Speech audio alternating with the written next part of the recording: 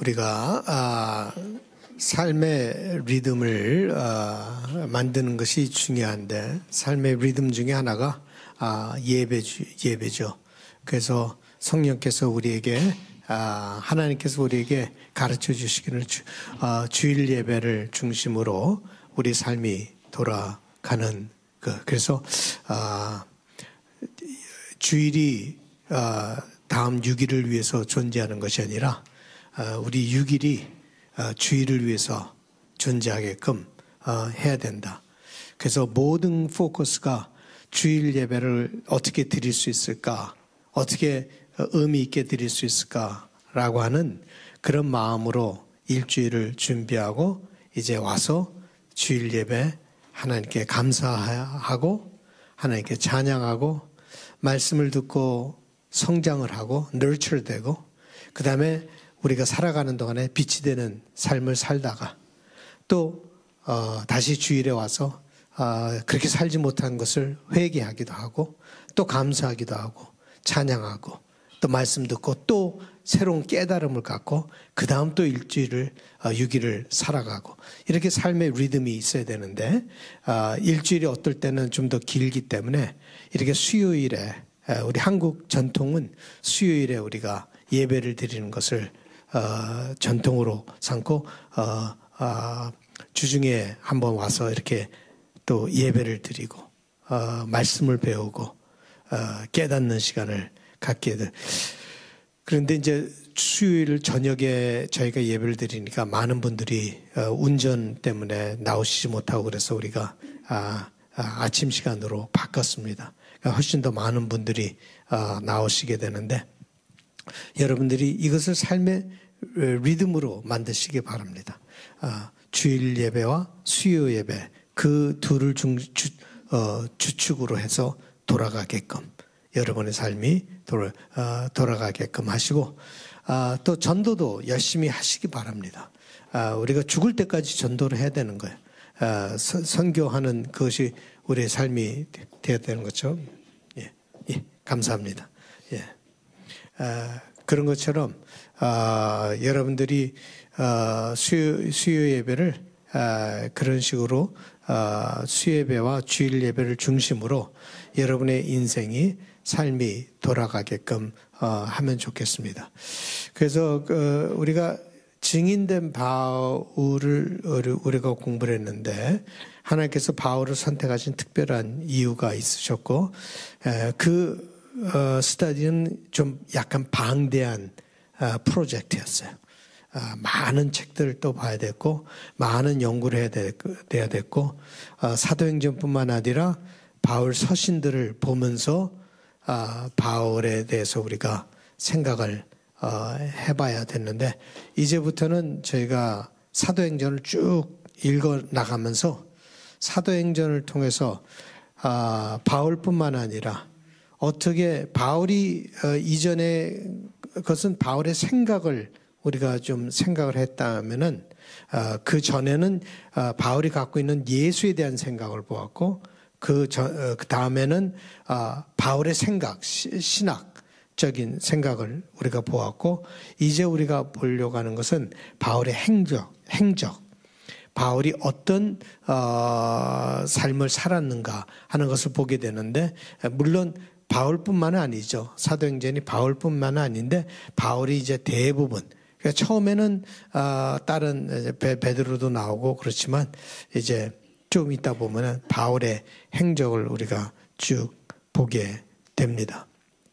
그래서 여러분들이 매주 이제 한 장씩 가능하면 나가려고 그래요. 그런데 꼭 한 장에 떨어지지는 않을 수도 있어요. 스토리에 따라서 좀 길어지기도 하고 짧아지기도 하겠는데 오늘은 우리가 10장까지는 거의 다 봤어요. 그냥 여기저기서 전체적으로 보지는 않았지만 10장까지에는 제가 헬레니스트 설명하면서 많이 보았어요. 그래서 이제 11장서부터 보게 되는데 11장에도 약간 오버랩 되는 게 있어요. 베드로 이야기가 오버랩이 되는데 뭐 그거는 우리가 보면서 같이 넘어가는 거로 우리가 했으면 좋겠습니다. 여러분들에게 이제 매주 프린트물을 나눠드릴 텐데 노트에는 물론 슬라이드에 나오는 것들이 다 노트에 들어가지만 제 강의에 좀 약간 중요한 부분들은 또 노트에 들어갑니다. 그러니까 나중에 여러분들이 노트를 다시 한번 보면은 강의가 약간 좀 생각이 날 수도 있을 것이고 또 지도도 여러분들에게 포함해 드렸는데 하실 수 있으면은 바인더를 하나 여러분들이 마련하셔서 그 바인더에다가 이렇게 하나씩 꽂아서 여러분들이 강의 들으면서 여러분들에게 깨달음이 왔다든가 아니 몰랐던 거를 내가 알게 되었다든가 이런 것도 있으면 거기다가 적어 놓을 수 있게끔 해서 바인더를 하나씩 갖고 계셨으면 좋겠어요. 어디 교회에서 그걸 준비해 드릴까요? 어떻게? 네, 준비해 드리겠습니다. 예. 그럼 교회에서 준비해 드릴게요. 요 다음 주에 교회에서 준비해 드릴 테니까 지금 갖고 있는 것을 요 다음 주에 갖고 오세요. 그럼 우리가 펀치홀을 해서 그 끼워서 그 뒤에 그 노트도 좀 넣어 드릴게요. 그럼 거기다 노트에다가 적어서 그러면 하나의 사도행전 11장서부터의 스터디가 여러분들에게 되고 돌아가서 다시 한번 읽어보시고 또 생각하시면 여러분들이 은혜 받는 것들이 있잖아요. 신앙생활 이렇게 해야 되겠다. 요 부분은 깨닫지 못했었는데, 참 귀한 부분이다. 나 요 부분을, 좀 약하게 생각했는데, 그거를 보충해야 되겠다. 이런 것들이 있으면 이렇게 적어 놓으면, 노트를 적어 놓으면 좋죠. 저는 노트북이 한 몇 개가 돼요. 제 개인적인 노트북도 있지만 또 스터디 노트북도 여러 가지가 있는데, 이렇게 노트북을 하나씩 마련해 놓으시면 좋을 것 같습니다. 우리가 증인된 바울을 공부하면서요, 하나님께서 두 기둥과 같은 사람들을 변화시키면서 하나님의 일을 진행을 했고 새로운 운동을 만들었어요. 예수님 후에 그것을 캐리했, 예수님의 운동을 계속 캐리했다 하기 위해서 하나님께서는 두 사람을 기둥과 같은 사람을 변화시킵니다. 이제 예수님께서 사역을 하시고 이제 죽음을 당하시고 부활하시고 승천하신 후에 그 다음에 concretely 생긴 게 뭔가 하면은 공동체죠. 예수님이 떠나신 후에 concretely 구체적으로 이렇게 열매로 나왔던 것이 뭔가 하면 공동체였어요. 신앙의 공동체죠. 주이시 공동체하고는 좀 다른 신앙의 공동체가 형성이 됐는데 기쁜 마음으로 그들은 거기서 신앙생활을 했죠. 작은 공동체였지만 굉장히 파워풀한 공동체였어요. 자기가 갖고 있는 모든 것을 다 소유를 내놓고 부족한 것이 없을 정도로 이렇게 보면 어떻게 보면 일본에 있는 교회들이랑 좀 비슷해요. 일본의 교회가 숫자는 굉장히 작아요. 그런데 재정적으로나 그거는 굉장히 튼튼합니다. 일본 교회는 제대로 믿는 사람들이 만 교회 나오는지 하여간 그 믿는 사람들도 아주 열심이고 그 재정적으로도 단단하고 작은 숫자지만 그래서 초대 공동체가 바로 그랬어요. 작은 공동체였어요.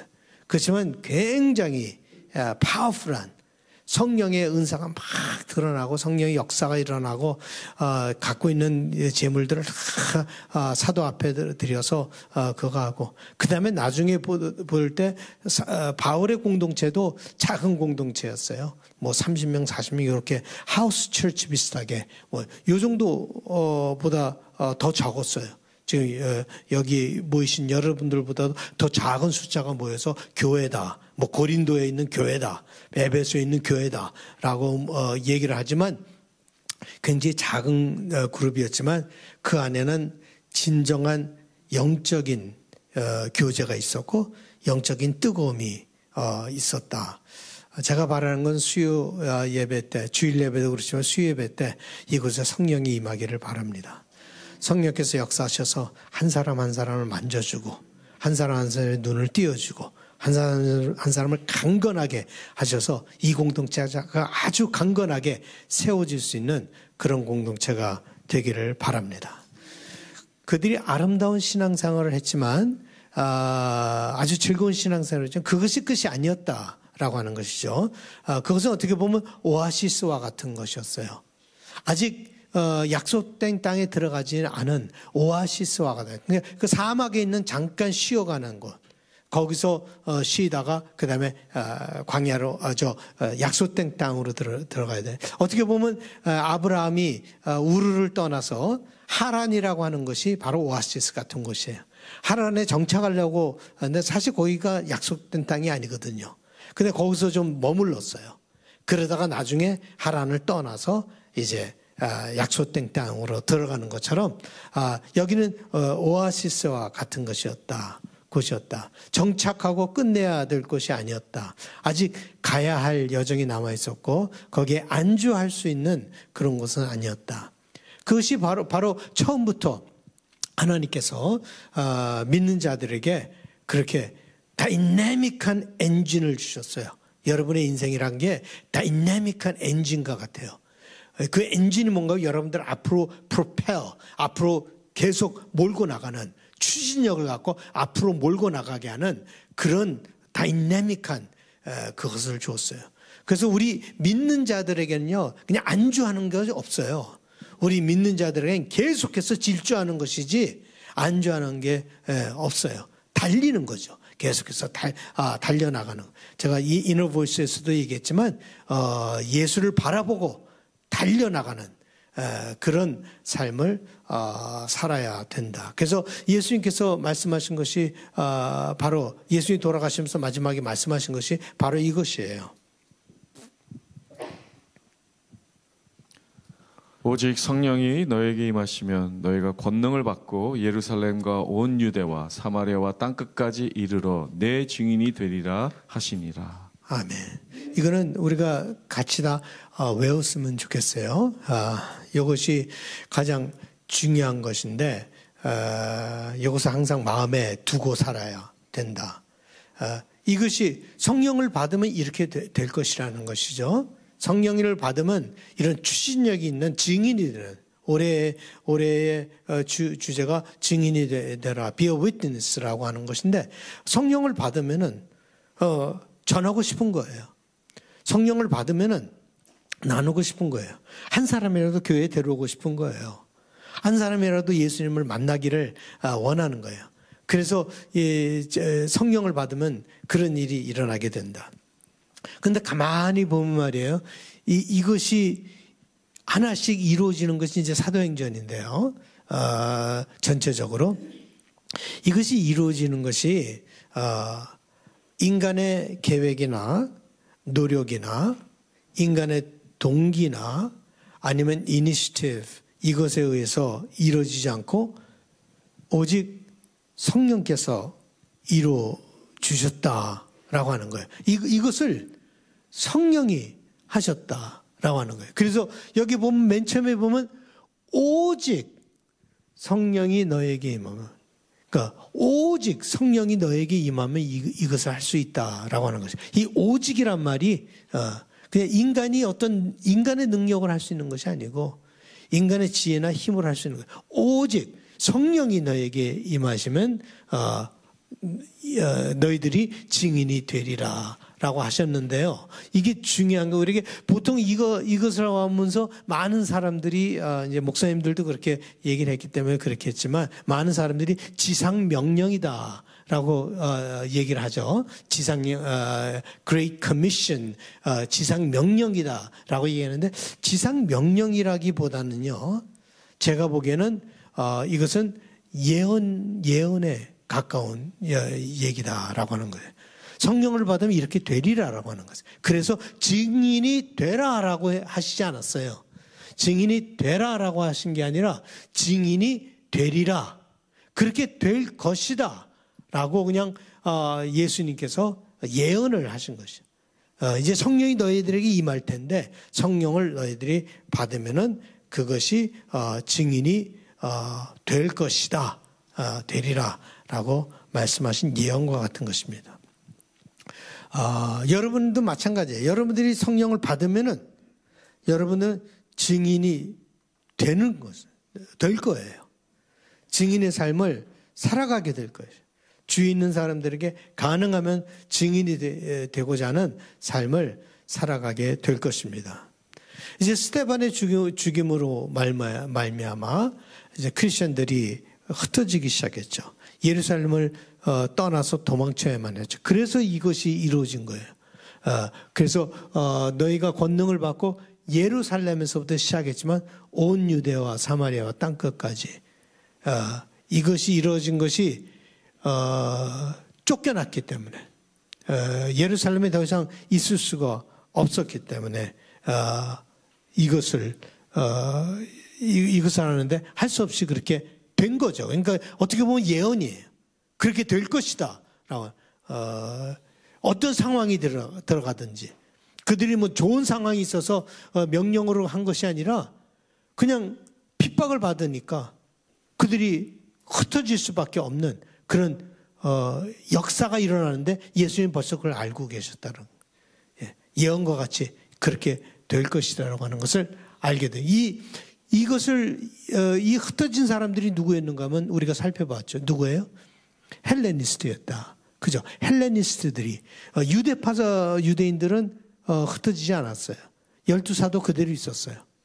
예루살렘에 남아 있었다 그랬어요. 흩어진 사람들은 헬레니스트들이 흩어지기 시작했는데 헬레니스트들이 흩어지면서 복음을 가지고 나갔다라고 하는 것을 우리가 살펴보았습니다. 이 헬레니스트라고 하는 것을 우리가 벌써 다 몇 번 얘기했지만 히람 문명에 젖어 있는 사람들이고 히람 말을 하던 사람들이고 그들을 갖다 디아스포라라고 얘기를 하죠. 유대 땅을 떠나서 살았던 사람인데 유대 땅에 태어나서 유대 땅에 살았던 사람들하고는 신학적으로나 문화적으로나 사회적으로 굉장히 달랐다. 그러니까 여러분들이 2세들이랑 굉장히 달라요. 제가 양쪽 목회를 하고 있지만 그 양쪽 설교를 하고 있지만 저는 오랫동안 30년 이상을 양쪽 설교를 했기 때문에 설교를 쓰는 순간서부터 양쪽 문화권이 내 머릿속에 있어요. 내 마음속에서 그렇게 해서 설교를 써요. 뭘 하나 써갖고 그냥 번역을 하는 게 아니에요. 양쪽 문화권이 내 속에 다 있기 때문에 그걸 가지고 그런데 굉장히 달라요. 그래서 성경을 보더라도 나는 이 양쪽 문화권에서 같이 공유할 수 있는 그 에센스가 뭔가 하는 그것을 찾아서 설교를 하죠.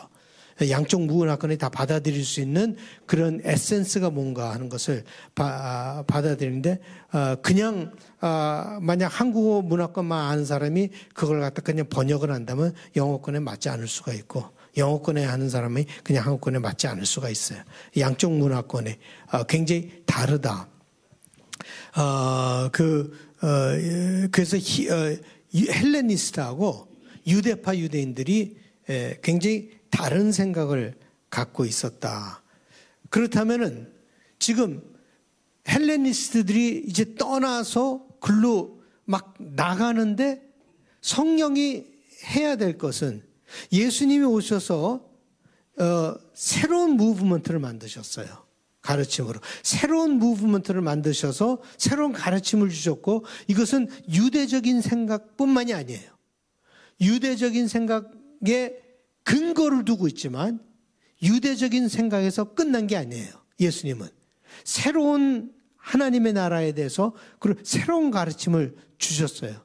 그런데 이제 예수님이 오셔서 제자들을 세우시고 공동체가 형성이 되는데 그 다음에 해야 될 하나님께서 하셔야 될 성령께서 하셔야 될 큰 과제가 뭐였는가 하면은 헬라 문화권에 어떻게 들어갔느냐 이거예요. 헬라 문화권에. 이 유대 땅에서만 있었던 이것이 어떻게 헬라 문화권으로 들어가느냐라고 하는 그 아주 커다란 그 과제가 남았다라고 하는 것이죠. 유대적인 생각을 벗어버리고 히람 문화권으로 들어간다라고 하는 것이 굉장히 어려운 과제였다. 왜냐하면 히람 문화권이라는 게 굉장히 철학적으로나 문명적으로나 재정적으로나 이분 정치적으로나 굉장히 어드밴스드된 그런 문화였어요. 어떻게 보면 유대 그 문화보다 유대 종교는 리스펙트를 받았지만 이 문화권으로 본다면 히람 문화권이 훨씬 더 앞서가는 문화권이었다라고 하는 거예요. 근데 이 문화권으로 들어간다라고 하는 것이 커다란 과제였는데 거기서 생각이 바뀌어야만 했습니다. 그러니까 복음을 전한다는 것이 그냥 아무에게 나가서 예수 믿으시오 하는 것이 아니었다라고 하는 것을 보게 되죠. 초대교회를 보게 되면 그냥 예수 믿으시오 해서 복음이 전해진 것이 아니라 뭐가 일어났는가 하면 생각의 변화가 일어났어야만 하는 거예요. 근데 그것이 그렇게 어려웠었다는 거죠. 1000년 동안 내려오던 생각을요, 1000년 동안 갖고 있었던 생각을 뭐 율법이나 할례나 음식 먹는 거나 이방인들하고 같이 앉아있지 않는 거나 이런 모든 것들이 1000년 동안 그들에게 내려온 것을요 확 바꿔서 새롭게 그것을 본다라는 것이 이건 굉장한 라디컬한 생각에 혁신이 있지 않고서는 가능치 않았는데 꼭 그것이 이루어져야만 했기 때문에 히람 문화권으로 들어가려면 그것이 반드시 이루어져야 됐기 때문에 두 기둥을 바꾼 거예요. 바울을 변화시켰고 베드로를 변화시켰던 거예요. 베드로는 신앙이 좋았던 사람이고 능력이 많은 성령을 받은 사람인데도 불구하고 그의 생각을 바꿔버려야 됐어요. 이것이 이루어지지 않으면은 전도가 안 돼. 복음이 히랍 문화권으로 들어갈 수 없기 때문에 그렇게 되었던 것이죠. 왜냐하면 우리의 생각이라고 하는 것이 문화에 굉장히 영향을 받고 있어요. 여러분들의 생각이 그냥 퓨어하지가 않습니다. 예? 여러분의 생각이란 게 문화에 지배를 받고 있어요. 그래서 여러분들이 생각에 맞다, 틀리다, 이것이 꼭 언제나 맞다, 틀리다가 아니에요. 다른 문화권에서는 그것이 꼭 그렇게 보지는 않는다라고 하는 거예요. 이 문화에 의해서 굉장히 영향을 받고 있다라고 하는 사실조차 모르고 여러분들이 그냥 내 생각을 절대적으로 여러분들이 주장하기 시작하면은 문제가 생겨요. 살아가는데 뭐 여러분들끼리만 살아가는데 뭐 문제가 없겠지만 예를 들어서 캐나다에서 원주민 선교가 실패를 했던 이유가 뭔가 하면은 이 원주민 문화권에 들어가면서 원주민 문화를 리스펙트하고 세워주고 이해하고 그들과 함께 그걸 하는 것이 아니라 그들의 문화를 박탈해 버리려고 그랬어요. 말살시키려고 했어요. 그래서 언어도 쓰지 못하게 하고 그들의 문화권을 없어요. 그래서 take the Indian out of the child. 어린아이에서 인디안을 뽑아버려라. 그래서 부모로부터 띄어서 그러니까 그리고 이 유럽 문화권으로 문화화 시키려고 그들을 갖다 컬처를 바꿔버리려고 하는 그런 이것은 우리 한국 사람들은 너무나 잘하는 거예요. 왜냐 일본이 침략했을 때 한국 문화를 전부 다 뽑아버리려고 창씨개명해갖고 이름도 다 바꿔버리려고 그랬고 우리의 그거를 완전히 존재 자체를 아이덴티티 자체를 없애버리려고 했던 그런 것을 우리가 경험하기 때문에 경험했기 때문에 이거에 대해서 우리가 잘 알고 있죠. 이 복음이라고 하는 것이 초대교회를 보면 그렇게 역사하지 않았다라고 하는 것을 여러분들이 정확하게 볼 수가 있는 거예요. 초대교회는 그렇게 문화적으로 헬라 사람들을 유대 사람으로 만들어버리고 그럼으로써 복음을 전하려고 하지 않았다라고 하는 거죠. 만약 복음을 전하면서 헬라 사람들을 유대적인 문화로 바꿔버리려면 뭘 했었어야 돼요? 그 사람들에게? 전부 다 할례를 시켜야 되는 거죠. 지금 할례를 하지 말아라라고 지금 바울이 얘기하는 것은 굉장한 그 문화에 대한 반항이고 어떻게 보면 반대로 가는 얘기예요. 그런데 할례를 하지 말라라고 하니까 자기의 문화권을 갖다 버린 거죠. 어떻게 보면 그걸 내려놓은 거죠. 그 히람 문화권으로 들어가기 위해서 1000년 동안 가지고 있었던 그런 것을 갖다가 성경이 가르쳤던 그 백성의 정의, 하나님의 백성의 정의, 민족의 아이덴티티, 할례의 의미, 이방인들을 유대화하지 않고 You don't have to be a Jew to become a Christian. 유대인이 될 필요가 없다. 너희들이 크리스천이 되기, 하나님의 백성이 되기 위해서. To be God's people, you don't have to be a Jew. 하나님의 백성이 되기 위해서 너희들은 유대인이 될 필요가 없다라고 하는 그런 모토를 가지고 헬레니스트들이 막 그래서 성령께서는 유대파 유대인들을 사용한 것보다는 그다음 또 계속 나오는 게 뭔가 하면 헬라파 유대인들을 사용했어요. 헬레니스트 사람들을 사용했단 말이죠. 참 그게 굉장히 놀라운 거예요.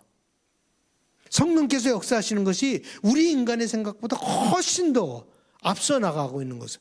그래서 여러분들이 많은 질문을 그 유대인들은 어디 갔는가 하는 생각들을 많이 할 거예요. 유대인들은 어디 가는? 근데 유대 문화에 젖어 있었던 유대파 유대인들을 사용할 수가 없었어요. 성령은. 헬라파 문화에 젖어 있었던 그 헬라 언어를 할 수 있었던 그 헬라파 그 헬레니스트를 사용해서 복음을 전하여야만 했습니다. 그래서 정말로 제일 진짜 놀라운 변화가 물론 바울의 변화지만 베드로의 변화도 굉장히 놀라운 변화예요. 베드로가 변할 수가 없는 사람이었어요. 생각이 변한다는 것이 이게 굉장히 어려운 거예요. 특히 수제자로서 예수님을 알고 있었는데 그 라디컬 생각까지 아직 할 수가 없었어요. 예수님 믿을 때까지는 아직도 유대인으로서 유대인의 메시아가 온 것이고 유대 회당에 가서 유대인의 삶을 살았는데 지금 새로운 예수님이 다 떠나고 새로운 시대에 들어가면서 베드로가 생각이 바뀌어야 된다는 것이 너무너무나 어려운 기적과 같은 일이 일어나게 됐는데 그거를 우리가 오늘 잠깐 읽어보고 그 다음으로 또 넘어가도록 하겠습니다. 우리 교독하겠습니다. 그것은 유대에 있는 사도들과 형제들이 이방인들도 하나님의 말씀을 받았다함을 들었더니 베드로가 예루살렘에 올라갔을 때 할례자들이 비난하여 이르되 내가 무할례자의 집에 들어가 함께 먹었다 하니 베드로가 그들에게 이를 차례로 설명하여 이르되 내가 요빠시에서 기도할 때에 황홀한 중에 환상을 보니 큰 보자기 같은 그릇이 내 귀에 매어 하늘로부터 내려 내 앞에까지 드리워지거늘 이것을 주목하여 보니 땅에 네 발 가진 것과 들짐승과 기는 것과 공중에 나는 것들이 보이더라. 또 들으니 소리 있어 내게 이르되 베드로야 일어나 잡아먹으라 하거늘 내가 이르되 주님 그럴 수 없나이다. 속되거나 깨끗하지 아니한 것은 결코 내 입에 들어간 일이 없나이다 하니 또 하늘로부터 두 번째 소리 있어 내게 이르되 하나님이 깨끗하게 하신 것을 네가 속되다고 하지 말라 하더라. 이런 일이 3번 있은 후에 모든 것이 다시 하늘로 끌려 올라가더라. 마침 3사람이 내가 유숙한 집 앞에 서 있으니 가이사랴에서 내게로 보낸 사람이라.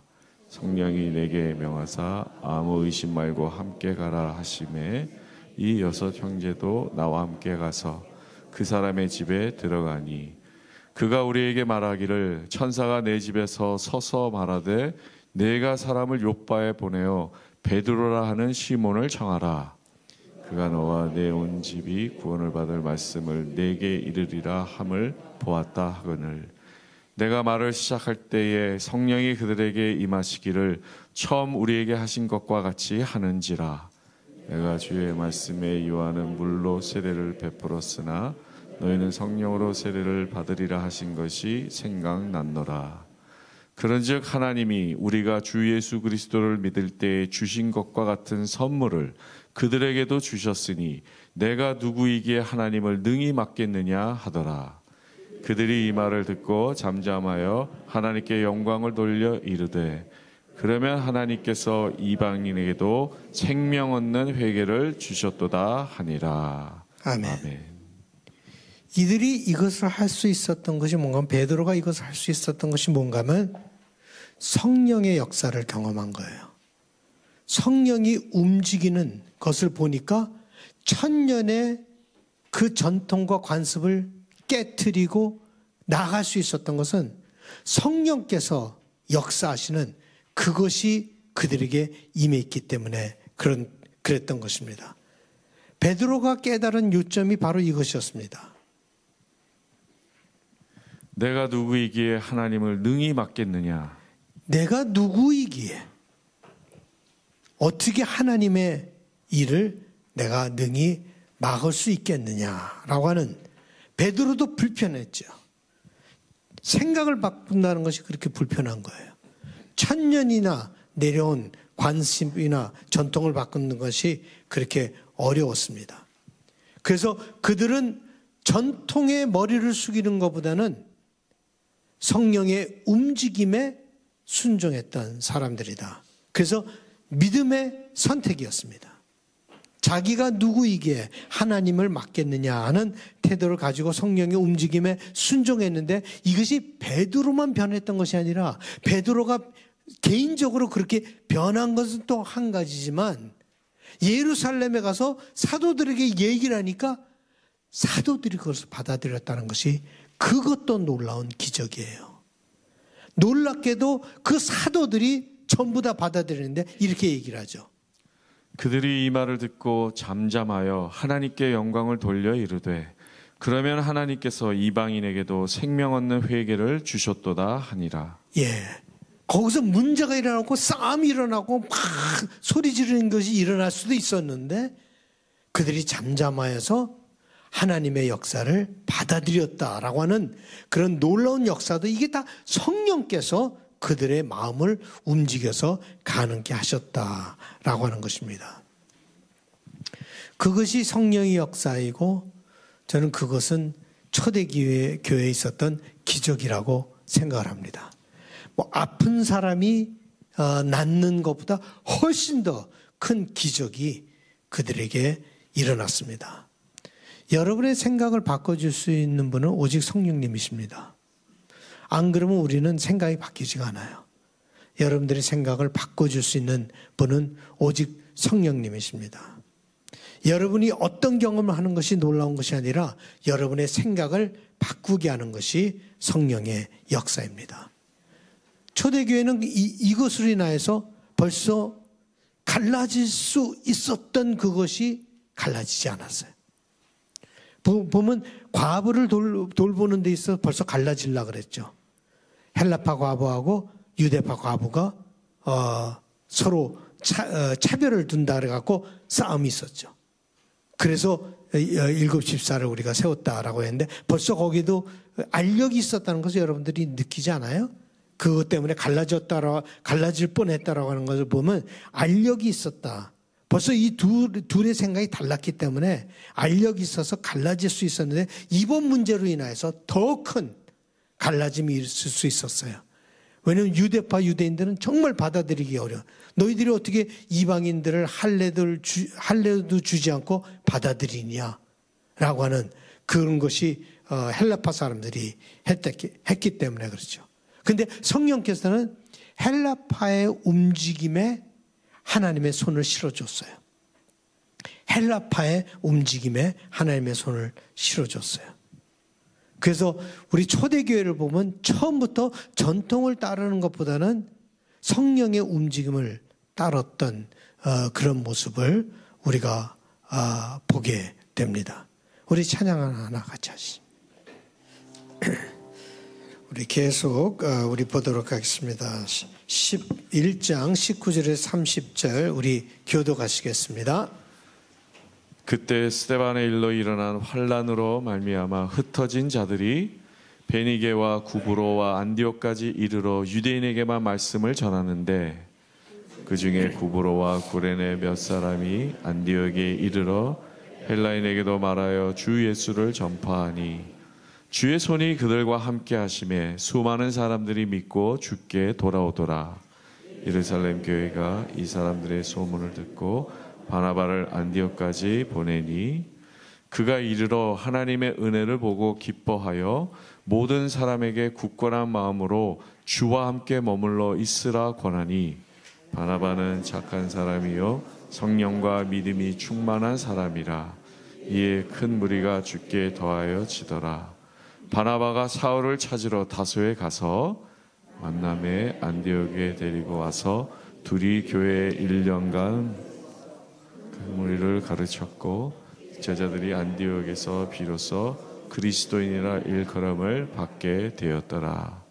그때 선지자들이 예루살렘에서 안디옥에 이르니 그 중에 아가보라는 한 사람이 일어나 성령으로 말하되 천하에 큰 흉년이 들리라 하더니 글라우디오 때 그렇게 되니라.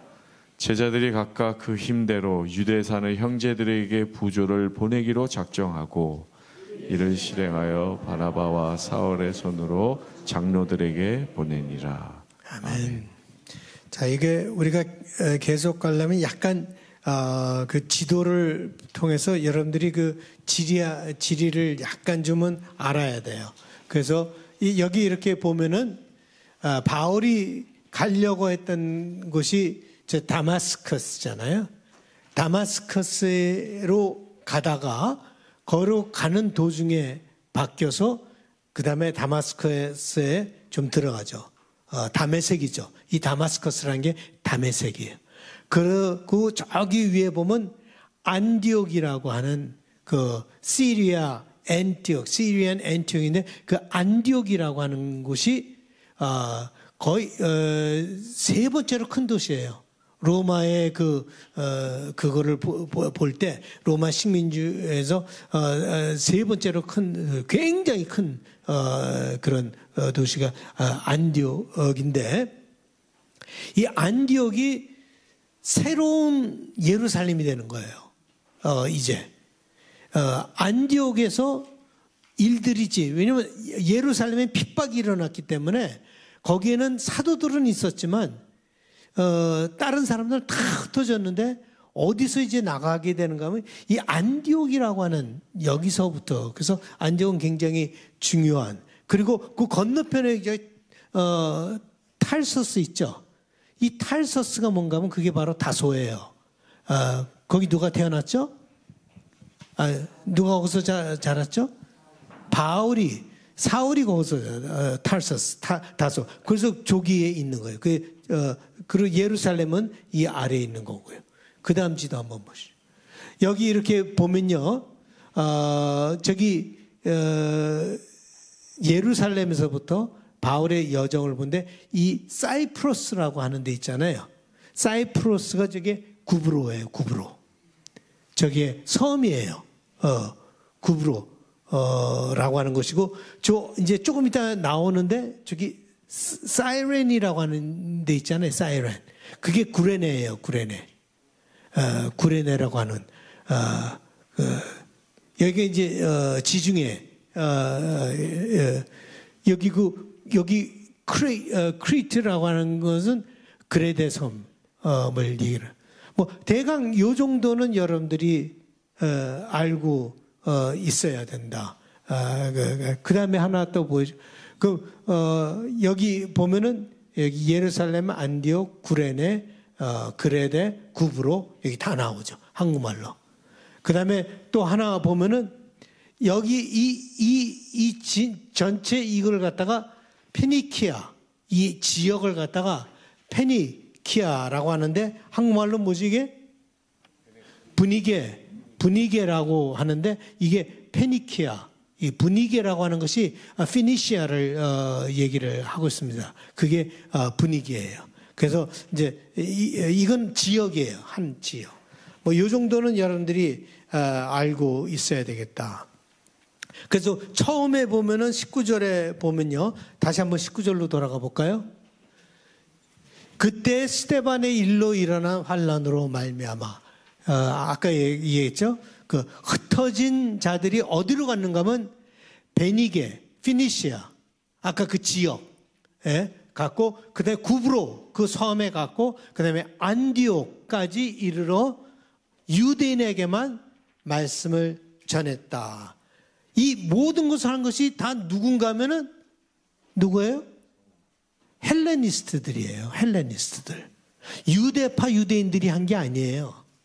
헬레니스트들, 헬라파 유대인들이 이것을 했다. 이것을 이렇게 딱 보면요. 여기에서 보면은 바울이 아직 등장하기도 전에, 베드로가 그걸 하기도 전에 벌써 많은 헬레니스트들이 많은 곳에 가서 복음을 전했다라는 거죠. 크리스천들이 벌써 있었다라고 하는 것을 우리가 보게 되죠. 그래서 처음에는 이 사람들이 가서 제일 먼저 한 것이 뭔가 하면 유대인들에게만 복음을 전했는데, 유대인이라는 게 어떤 유대인들일까요? 헬라파 유대인들이죠. 다 디아스포라죠. 디아스포라. 흩어져 있었던, 그러니까 지금 핍박이 일어나기도 전에 크리스천 그 전에도 벌써 그곳에서 살던 사람들. 그러니까 뭐 한국말로 하면 뭐 미국에 있는 이민자들, 브라질에 있는 이민자들, 뭐 이런 사람들을 얘기를 할 수가 있겠죠. 예. 그런 사람들에게, 유대인들에게 가서 그 지역은 갔지만 브라질 사람들에게 복음을 전한 것이 아니라 거기에 있는 한국인들, 러시아에 있는 한국인들, 이런 사람들에게만 복음을 먼저 전하기 시작했는데, 그러니까 보면은 캐나다에 와서도 이제 한국인들의 복음을 전하는데, 이제 더 보면은 처음에는 그 유대인들에게만 전해, 헬라파 유대인들에게만 전했는데, 그러니까 예를 들어서 뭐 2세들에게만 전했는데, 그 다음에는 헬라인에게도 복음을 전했다라고 하는 거예요. 그 중에 구브로와, 아까 얘기했죠. 구브로와 구레네, 그 다음에 몇 사람이 안디옥에 이르러 헬라인에게도 말아요. 이 사람들은 유대인들이 아니에요. 헬라인에게도 말아요. 복음을 전했다. 그러니까 뭐 우리 영어 예배 보면은 지금 뭐 베트남 사람도 나오고, 그다음에 흑인 그 자마이카에서 오신 분도 나오고, 그다음에 콩콩에서 오신 분들도 있고, 그다음에 이탈리안도 있고, 뭐 이런 사람들이 있는데, 이 사람들은 한국 사람들이 아니에요. 그런 사람들에게까지 복음을 전했다라고 하는 것을 지금 얘기를 해주고 있는 거예요. 그래서 처음에는 디아스포라 유대인들에게만 전했는데, 그 다음에는 유대인이 아닌 그런 사람들에게 또 복음을 전했는데, 이 구브로에서 아까 본 그 구브로 다시 한번 볼까요? 그러니까 이 사람들이 구브로, 구레네 이런 데서 왔단 말이에요. 여기 구브로 있고 구레네 있죠. 그 사람들이 안디옥으로 왔단 말이죠. 그러면 구브로에서 온 유명한 사람 누구입니까? 네? 그렇죠. 바나바가 바로 구브로에서 온 사람이에요. 잠깐 읽어드릴게요. 구브로에서 난 레위족 사람이 있으니 이름은 요셉이라, 사도들이 일컬어 바나바라, 번역하면 위로의 아들이라 하니, 그가 밭이 있음에 팔아 그 값을 가지고 사도들의 발 앞에 두니라. 예, 그 구브로에서 온 사람이 바로 바나바였어요. 그다음에 구레네에서 온 사람 중에 유명한 사람 누구입니까? 구레네에서 온 유명한 사람. 예? 예수님의 십자가를 지고 간 구레네 시몬. 예, 구레네 시몬 많이 들었죠? 구레네 그냥 거기 있다가 예수님의 십자가인데 거기 있다가 그냥 잡혀서 예수님의 십자가를 들고 예수님의 십자가를 처음 들고 예수님을 따른 사람이에요. 그럼 이 구레네 시몬이 예수님의 십자가를 지고 난 다음에 어떻게 됐을까? 이 사람이 믿었을까? 안 믿었을까? 생각해. 믿었겠습니까? 안 믿었겠습니까? 믿었겠어요? 왜 믿었을까요? 그건 모르죠. 우리가 어떻게 알아요? 네. 그런데 믿었어요. 왜냐하면 그 아들 중에 하나가 루포예요. 루포라고 하는 사람이 그 로마서에서 나오는데 이 루포의 어머니가 이 크리스찬 그룹이 있었고 루포의 어머니가 마치 바울의 어머니와 같은 행동을 했다라고 하는 것을 바울이 직접 얘기를 하고 있습니다. 그래서 16장 13절 읽어드릴게요. 주 안에서 택하심을 입은 루포와 그의 어머니에게 문안하라. 그의 어머니는 곧 내 어머니니라. 예, 바울이 얘기하기를 루포의 어머니가 곧 자기의 어머니라고. 그래서 정말 바울을 잘 돌봐줬던 그 어머니와 같은 그런, 그게 루포가 바로 구레네 시몬의 아들 중에 하나입니다. 두 아들인데 아들 중에 하나입니다. 그 다음에 또 구레네 사람으로 유명한 사람이 하나 있는데 그 사람이 누군가 하면 루기오라고 하는 사람입니다. 나중에 우리가 공부하겠지만 안디옥 교회의 지도자. 그래서 여러분들 읽어드리겠어요. 우선 안디옥 교회에 선지자들과 교사들이 있으니 곧 바나바와 니게르라 하는 시므온과 구레네 사람 루기오와 분봉왕 헤롯의 젖동생 마나엔과 및 사울이라. 예, 이것이 13장에 가 보면은 이제 그 안디옥 교회 리더들 중에 하나가 있을 때 우리가 나중에 또 공부하겠어요. 한 장 한 장씩 보니까 다 보겠어요. 안디옥 교회에 하나님의 역사가 일어나기 시작했습니다. 그래서 21절을 보면은 주의 손이 그들과 함께 하심에 수많은 사람들이 믿고 주께 돌아오더라. 수많은 사람들이 주께 믿고 주께 돌아왔어요. 주의 손이 성령이 움직였어요. 성령이 예루살렘에서 놀라운 오순절날 놀라운 역사를 일으킨 것처럼 안디옥에서도 성령께서 강하게 역사하셔서 그래서 이런 걸 볼 때 인간이 하는 것이 아니라 이 성령이 하는 것이다. 이 교회라는 것은 성령이 하는 거예요.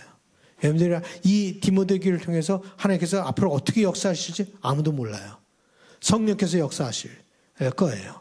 그럼 이 세대를 통해서 어떻게 지난주에도 그냥 어디서 소문을 듣고 왔는지 두 사람이 영어예배 젊은 사람들이 대학교 막 졸업하는 사람들이 교회에 찾아왔어요. 그 교회에 등록하고 싶다고 그냥 찾아온 거예요. 그러니까 어떻게 역사할지 몰라요. 하나님의 역사하심이라고 하는 성령께서 하시는 것이다 라고 하는 것을 보게 되는데 이 안디옥 교회에 놀라운 일이 일어나는 것을 보고 그 소문이 예루살렘에 들어가니까 예루살렘에서는 누구를 보냅니까? 예루살렘에 그 안디옥 교회에 이렇게 커다란 일들이 일어난다라는 것을 듣고 베드로와 요한은 다른 데 보내죠. 그건 사마리아로 보내는 거고.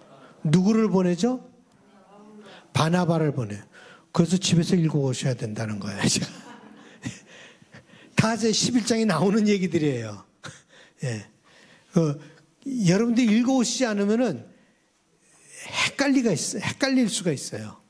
그리고 메시지가 그렇게 강하게 들어오지 않아요. 적어도 두세 번을 읽어야 돼요. 그러니까 요 다음 주는 12장을 할 텐데 12장을 몇 번씩 읽어보세요. 그리고 외워야 될 건 외우고 이름 같은 거 외워야 되고. 그래서 바나바를 그 안디옥에 보내는데 바나바는 헬라파 유대인입니까? 유대파 유대인입니까? 헬라파 유대인이죠. 구불에서 났다고 내가 얘기했잖아. 구브로라고 하는 것은 예루살렘이 아니에요. 그건 유대 땅이 아니에요. 구브로라고 다시 한번 돌아가죠. 몇 번씩 해야 돼요. 자, 구브로라고 하는 것은 저 섬이에요, 섬. 예, 예. 다른 지도 있어요, 그 전으로. 그 전 거래요. 아니요, 그 다음 거예요. 예, 저 사이프러스로, 아니요, 그 다음 거예요. 그 전 거로. 이거 같아요. 아니, 그 다음 거. 예. 저희 사이프러스라고 하는 데 있잖아요. 그게 섬이잖아요, 저렇게. 예. 제가 마다가스카 가잖아요. 마다가스카 섬이잖아요. 아프리카 대륙 옆에 있는 섬. 그것도 아프리카지만. 이게, 이 구브로라고 하는 것이 저 섬이에요. 거기서 태어났기 때문에 그러면 바나바는 헬레니스트죠. 헬라파 유대인인데 아주 예외적으로 그 사람은 거기 있었어요. 예루살렘에 있었어요. 그리고 거의 사도들과 동격으로 그 위에 바나바는 굉장히 높은데 있어. 왜냐하면 자기 밭을 다 팔아서 아까 봤죠? 자기 밭을 다 팔아서 나눠주고 정말 리더로서 거기에 있었던 사람이다.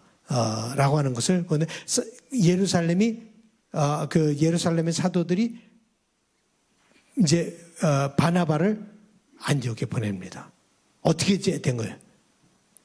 여기 보면은 한 가지인 게 헬레니스트들이 대부분이 이 헬라 문명권에 들어가서 복음을 다 전했는데 예루살렘 교회와 연결고리를 놓지 않았다라고 하는 것을 보게 돼요.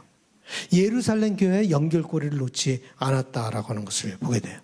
빌립이 사마리아에 가서 복음을 전해서 사마리아 사람들이 성령 받고 막 이러니까 그 예루살렘 교회가 누구를 보냅니까? 베드로와 요한을 보내죠.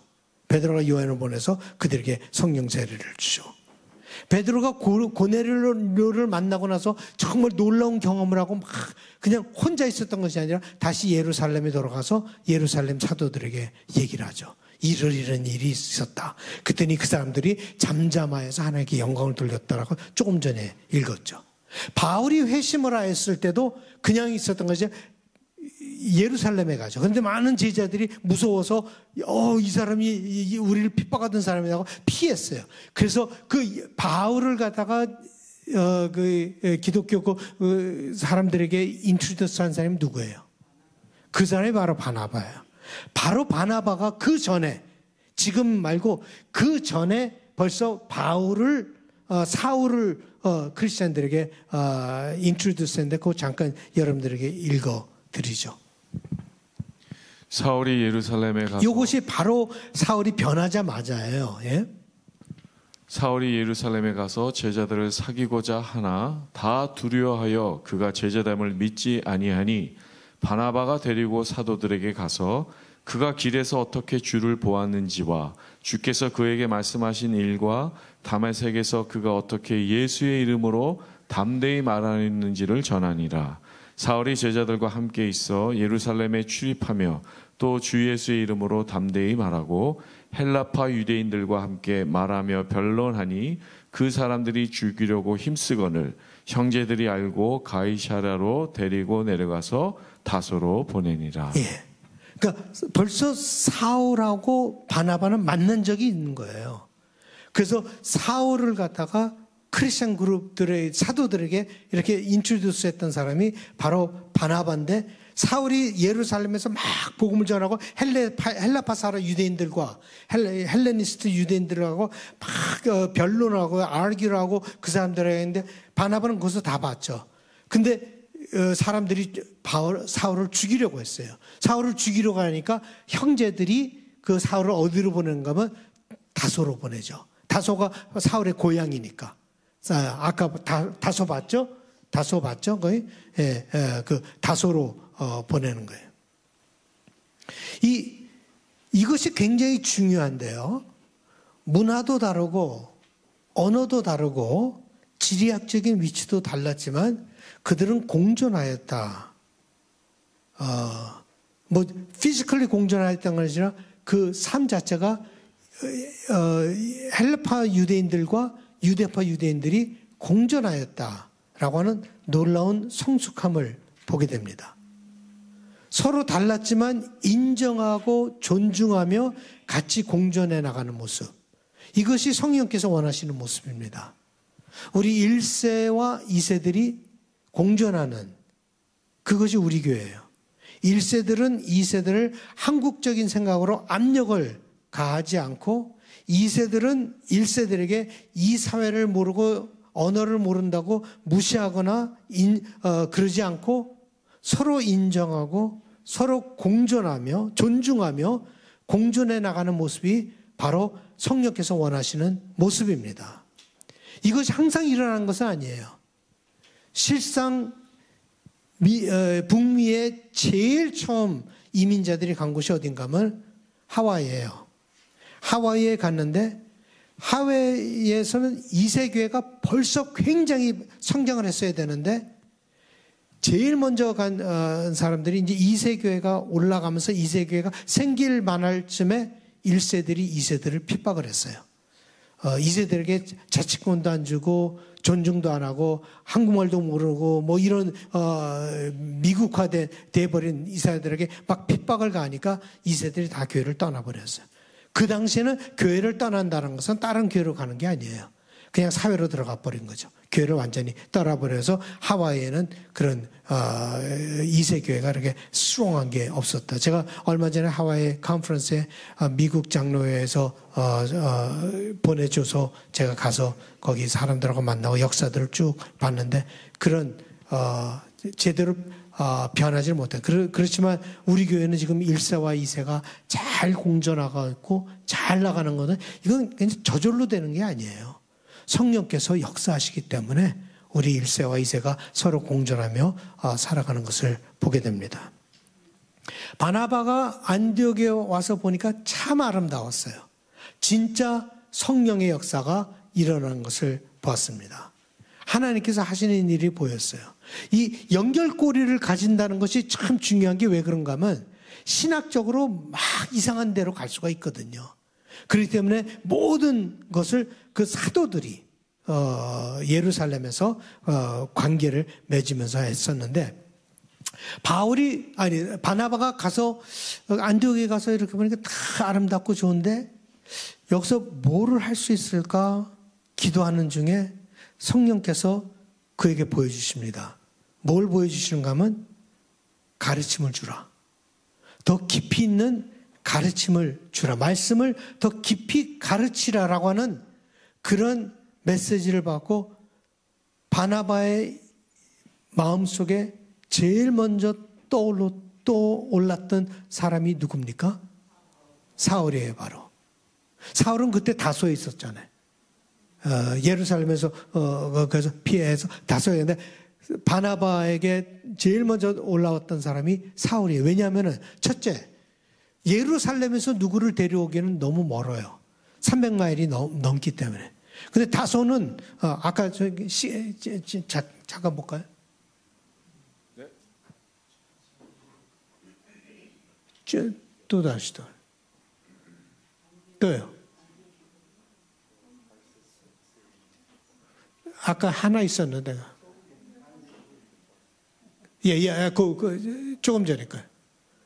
예, 저 안디옥이 있잖아요. 안디옥에서 다소는 더 가까워요. 그럼 100마일이 아닌데 이 예루살렘까지 내려오려면 300마일이 넘는. 그래서 거리가 먼저 멀지만 그것보다 더 중요했던 것이 뭔가 하면 사울의 마음속에는 바나바의 마음속에는 사울이 역사하는 것을 봤거든요. 예루살렘에서 복음을 전하는 걸 봤거든요. 그가 얼마나 이펙티브하게 그 헬라 사람들과 변론을 할 수 있었는 것을 봤기 때문에 바나바는 사울을 데려오기를 원했어요. 그래서 가서 사울을 데려옵니다. 은사를 봤거든요. 그것이 바나바가 위대한 사람이에요. 큰 사람이에요. 자기가 할 수 없는 것을 이 사람은 할 수 있다라고 하는 것을 보았어요. 말씀의 은사가 있었고 말씀을 가르치는 은사가 있었어요. 사울에게는. 그러니까 바나바에게는 그게 없었어요. 바나바는 위로의 사람이지 이렇게 말씀을 가르치는 그 은사는 강하지 못했기 때문에 이제 가서 사울을 데려와서 사울과 함께 가르치는 사역을 하게 되는 것이죠. 자기의 재산까지 다 팔아서 낸 사람이 아주 큰 사람이에요. 바나바는 자기 중심적인 그 위협을 받지 않고 오히려 은사를 인정하고 그 사람을 세워주는 것을 보는데 24절을 보면 이렇게 나오죠. 바나바가 사울을 찾으러 다소에 아니요. 바나바는 착한 사람. 24절. 바나바는 착한 사람이요 성령과 믿음이 충만한 사람이라 이에 큰 무리가 주께 더하여 지더라. 예. 그 전거도 우리가 한번 읽어주시면 좋겠네요. 바나바가 사울을 찾으러 다소에 가서 만남에 안디옥에 데리고 와서 둘이 교회에 1년간 모여 있어 큰 무리를 가르쳤고 제자들이 안디옥에서 비로소 그리스도인이라 일컬음을 받게 되었더라. 예. 그래서 처음으로 이제까지는 전부 다 The Way라고 알려졌는데 처음으로 그리스도인이다, 크리스찬이다라고 하는 그런 이름이 지어졌는데 사실 크리스찬이라고 하는 것은 나쁜 명목으로 쓰여졌어요. 다른 말로 얘기해서 예수쟁이 뭐 이런 뜻으로 써여졌는데 다른 사람들이 준 거예요. 크리스찬들이 자기 스스로 크리스찬이라고 그런 것이 아니라 주위에 있는 사람들이 저 예수를 믿는 사람들을 크리스찬이라고 얘기를 했는데 그것을 어댑트해서 나중에 그냥 크리스찬의 아이덴티티로 삼게 되지요. 또 우리가 한 가지 살펴봐야 될 것은 조금 전에 제가 예루살렘 교회와 디아스포라 교회가 공존하였다는 것을 연결고리가 있었다는 것을 보았는데 이 디아스포라 교회가 재정적으로 예루살렘 교회를 도와줬습니다. 왜냐하면 거기에 여러 가지로 어려운 패민 때문에 어려움이 있었기 때문에 디아스포라가 도와줬다. 잠깐 읽어볼까요? 제자들이 각각 그 힘대로 유대에 사는 형제들에게 부조를 보내기로 작정하고 이를 실행하여 바나바와 사울의 손으로 장로들에게 보내니라. 예, 그 예루살렘 교회가 경제적으로 어려웠기 때문에 이제 디아스포라 교회가 안디옥에 있는 교회가 그들을 보내는 재정적인 지원을 하는 것을 보게 됩니다. 이 누가가 쓴 글에는요, 누가복음도 그렇고 사도행전도 그렇고 이 돈의 문제를 참 심각한 문제로 봤어요. 누가는 돈이 성령을 거스리고 있다라고 하는 것을 누가는 잘 보았습니다. 그래서 유다가 돈 때문에 예수를 팔아 넘겼다라는 것을 사도행전에서 시작으로 얘기를 합니다. 이 사람이 불의의 삭스로 밭을 사고 후에 몸이 곤두박질하여 배가 터져 창자가 다 흘러나온지라. 예, 이 돈의 문제로 그리고 아나니아와 삽비라가 돈 때문에 그런 일이 그들에게 일어났습니다. 시몬이 성령을 돈으로 살려고 하다가 베드로에게 코된 욕을 먹는 것을 우리가 보죠. 시몬이 사도들의 안수로 성령 받는 것을 보고 돈을 들여 이르되 이 권능을 내게도 주어 누구든지 내가 안수하는 사람은 성령을 받게 하여 주소서 하니 베드로가 이르되 내가 하나님의 선물을 돈 주고 살 줄로 생각하였으니 내 은과 내가 함께 망할지어다. 예, 바알과 실라가 빌립보에서 감옥에 갇힌 것도 왜 그렇습니까? 점치는 사람을 고쳐주는가? 점치는 사람을 데리고 있던 사람이 돈을 더 이상 얻을 수 없으니까 그래서 바울과 실라를 감옥에 넣었죠. 에베소에 가서 복음을 전할 때 왜 바울이 폭동이라고 바울을 죽이려고 했습니까? 바로 데메드리오라고는 은장사가 바울이 그 우상이다, 너희들 만든 우상이다 그래갖고 그랬죠. 모든 것이 다 이 돈에 연결된 것이 인간을 커럽트 시킨다라고 하는 것을 보면서 초대교회는 이것을 극복해야 했습니다. 그래서 서로 나누는 것을 기본적인 원칙, 이것은 유대교의 전통에 따른 거예요. 유대교의 전통에 그런 것이 있어요. 기본적으로 서로 나누는, 안디옥 교회가 예루살렘 교회에 의해서 부조를 하는 모습이 이런 거예요. 그런데 줄리안 황제라고 하는 사람이 있는데 줄리안 황제는 물론 컨스탄틴에 의해서 기독교가 이제 로마에 받아들이고 그런데 그 후에 줄리안 황제라고 하는 사람이에요. 그래서 이 사람이 기독교를 반대했기 때문에 줄리안 아포스테이트라고 얘기를 해요. 믿음을 버린 자. 근데 황제인데 믿음을 버렸어요. 이 사람은 오히려 헬라 철학자예요. 어떻게 보면 헬라 철학을 중심으로 유대교를 로마의 어떤 교를 만들려고 했던 사람이에요. 근데 줄리안 황제가 뭐라고 얘기하는 거예요? 그 돈에 대해서 이렇게 얘기를 합니다. It is disgraceful that when no Jew ever has to beg, and the impious Galileans, Christians, support not only their poor but ours as well, all men see that our people, Roman pagans, lack aid from us. 예, 여기 보면은 참 이거는 우리가 책비한 노릇이다. 유대인들 봐라.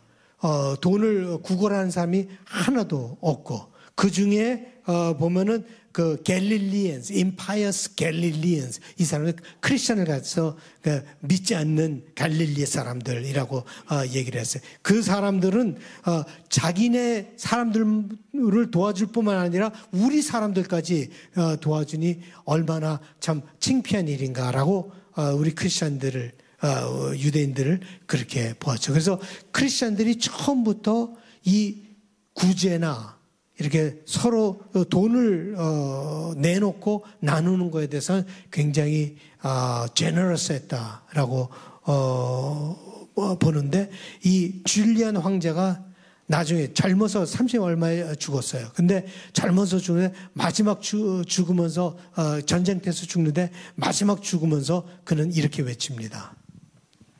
You have conquered, Galilean, Jesus. 이 갈릴리안이 예수거든요. You have, 네가 이겼다. 예수여, 네가 이겼다라고 죽죠. 나중에 죽을 때.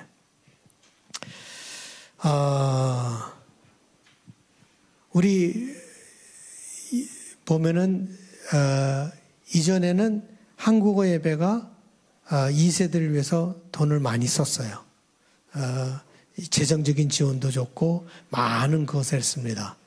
그러나 이제는 추세가 조금 바뀌어서 우리 2세들이 우리 여기 지붕도 그렇고 저기 지붕도 그렇고 많은 재정적인 담당을 해야 되는데 참 감사한 것은 2세들이 그것을 부담스러워하지 않는다는 거죠.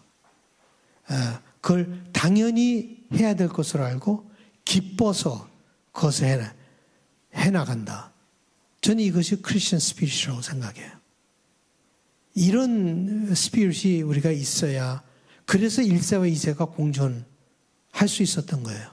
1세는 2세를 위해서 희생하려고 하였고 2세는 또 1세를 돌보려고 하는 그런 마음 때문에 공존하는 것이 이루어지게 된다라고 하는 것을 보게 됩니다. 그래서 이 재정적인 면에서 얼마 전에도 어떤 분이 자기가 11조를 한다고 거의 2만 불에 가까운 돈을 교회에다가 헌금을 했어요. 그런 것처럼 우리가 재정적으로 우리는 벗어나야 돼요. 거기에 작은 교회더라도 우리가 단단히 뭉쳐서 한다면 재정적으로도 단단하고 모든 면에서 단단한 진짜 크리스천의 모습을 갖고 살 수 있을 것이다 라고 저는 믿습니다. 여러분들이 그런 크리스천의 journey를 꼭 하실 수 있기를 바랍니다. 여러분들이 오늘 전체 이렇게 스터디를 보면서 혹시 떠오르는 뭐가 있어요?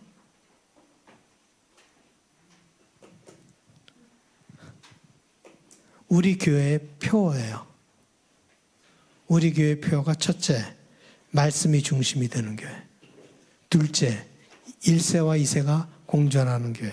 셋째, 연약한 자와 함께하는, 그러니까 가난한 자, 연약한 자와 함께하는 교회. 넷째, 뿌리 깊은 영성을 키우는 게 성령이 다 인도한다. 이 네 가지가 다 있어요. 우리 교회 표 속에 있고 우리가 그걸 실천하고 있다라고 하는 것 사실을 깨달으면서 여러분들의 아름다운 디모데 교회를 세워나가시는 여러분들 되시기 바랍니다.